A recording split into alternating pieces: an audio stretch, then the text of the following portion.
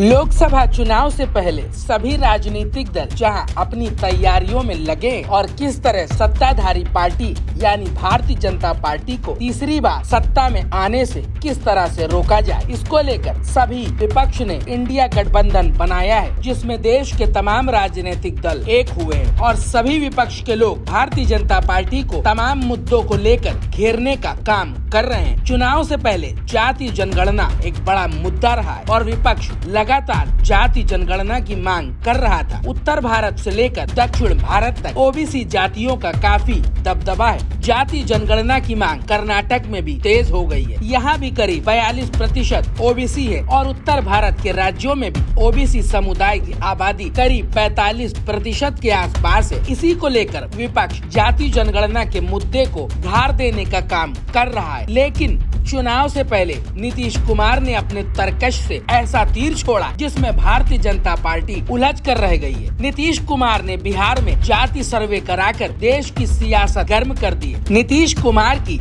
बिहार सरकार ने जातीय जनगणना करने के बाद आंकड़े भी सामने कर दिए। अब बिहार में जाति सर्वे होने के बाद से सत्ताधारी भारतीय जनता पार्टी इसका विरोध तो कर रही है, लेकिन साथ ही भारतीय जनता पार्टी के नेता इसका दूसरा तोड़ भी निकालने की तैयारी में लगे हैं। लेकिन नीतीश कुमार के चक्रव्यूह में भारतीय जनता पार्टी उलझ कर रह गई है। इसी क्रम में अभी हाल ही में 3 अक्टूबर को छत्तीसगढ़ के जगदलपुर में एक जनसभा को संबोधित करते हुए प्रधानमंत्री नरेंद्र मोदी ने बिहार सरकार की जाति जनगणना और जितनी आबादी उतना हक की कहानी पर प्रधानमंत्री ने कहा, देश में जो गरीबों की सबसे बड़ी आबादी थी उसको भारतीय जनता पार्टी की सरकार ने कम करने का काम किया है। प्रधानमंत्री नरेंद्र मोदी ने अपने भाषण के दौरान पूर्व प्रधानमंत्री मनमोहन सिंह के द्वारा दिए गए उस बयान का भी जिक्र किया, जिसमें मनमोहन सिंह ने कहा था कि देश के संसाधनों पर पहला दावा अल्पसंख्यकों का होना चाहिए, जिस पर काफी विवाद भी हुआ था। लेकिन जाति जनगणना के मुद्दे पर प्रधानमंत्री द्वारा किए गए इन दावों से साफ होता है प्रधानमंत्री नरेंद्र मोदी और भारतीय जनता पार्टी की सरकार ओबीसी के बड़े मुद्दे से हटकर हिंदुत्व के दायरे में रखने का काम कर रही है और राजनीति में ओबीसी के लोगों का प्रतिनिधित्व बढ़ाने की तैयारी कर रही है। साथ ही भारतीय जनता पार्टी की सामाजिक कल्याण योजनाएं गरीबों तक पहुंचाना चाह रही है और भारतीय जनता पार्टी अपने 9 साल की उपलब्धियों को गिनाने का भी काम कर रही है। जाति जनगणना जैसे मुद्दे की काट के लिए भारतीय जनता पार्टी सामान्य नागरिक संहिता कानून लाने का काम करेगी, जिसमें देश के सभी नागरिकों को एक समान कानून बनाने की वकालत की गई।